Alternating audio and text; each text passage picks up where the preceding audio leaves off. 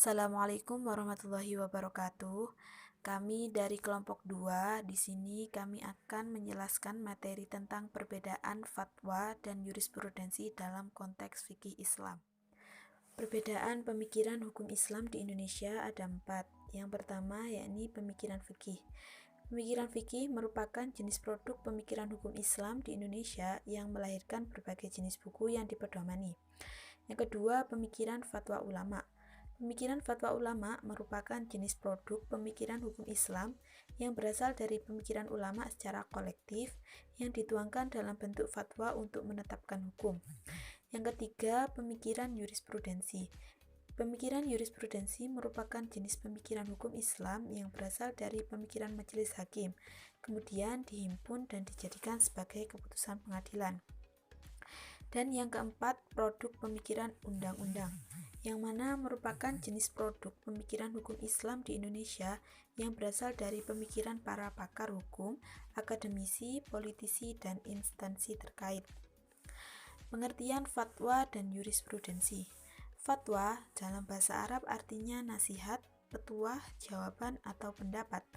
Adapun yang dimaksud fatwa adalah upaya penjelasan dari seorang mufti disebabkan adanya pertanyaan tentang hukum syara, baik pertanyaan itu bersifat individual maupun kolektif, dalam rangka kepentingan masyarakat, dan penjelasan fatwa bisa dalam bentuk tulisan maupun lisan yang sifatnya tidak mengikat.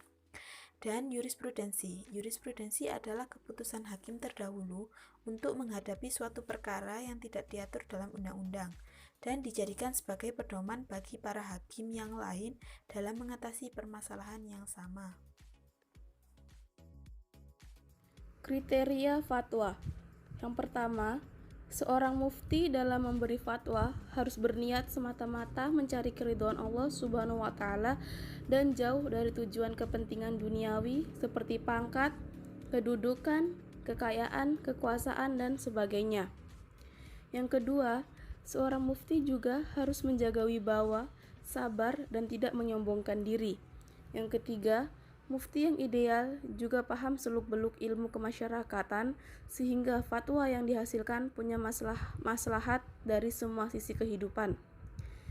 Yang keempat, seorang mufti juga harus memiliki moral yang baik soal kepribadian, akhlak, sikap, tutur kata, dan sebagainya.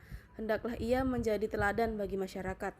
Sedangkan kriteria dari jurisprudensi, yaitu yang pertama, menegakkan adanya standar hukum yang sama dalam kasus atau perkara yang sama atau serupa, di mana undang-undang tidak mengatur hal itu.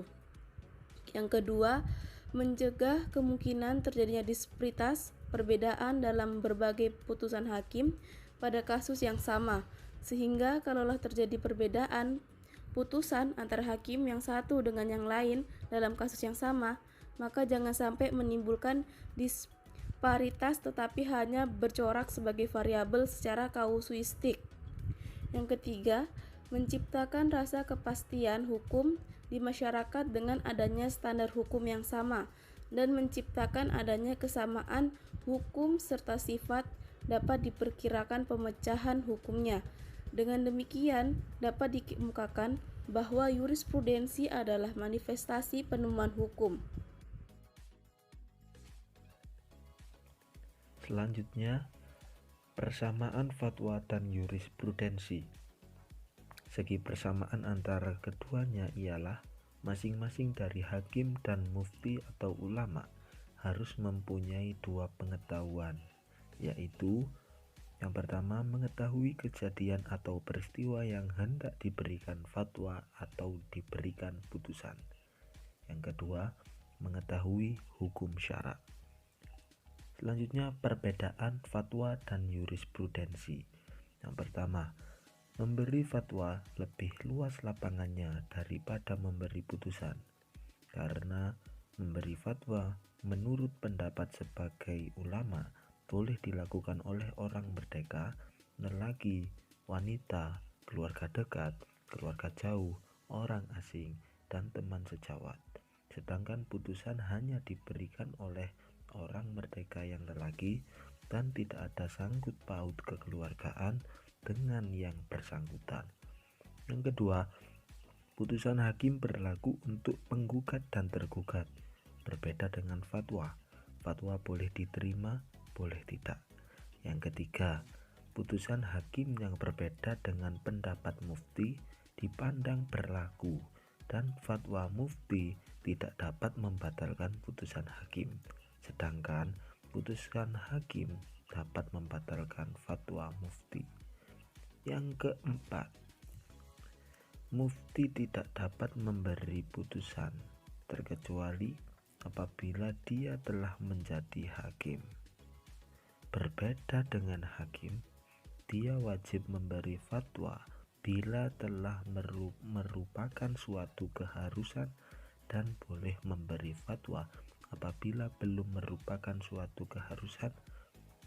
Golongan ulama Syafi'iyah dan Hambaliyah berpendapat bahwa hakim tidak boleh memberi fatwa dan masalah-masalah yang mungkin akan dimajukan kepada pengadilan, karena mungkin putusannya nanti berbeda dengan fatwanya, akan timbul kesulitan baginya.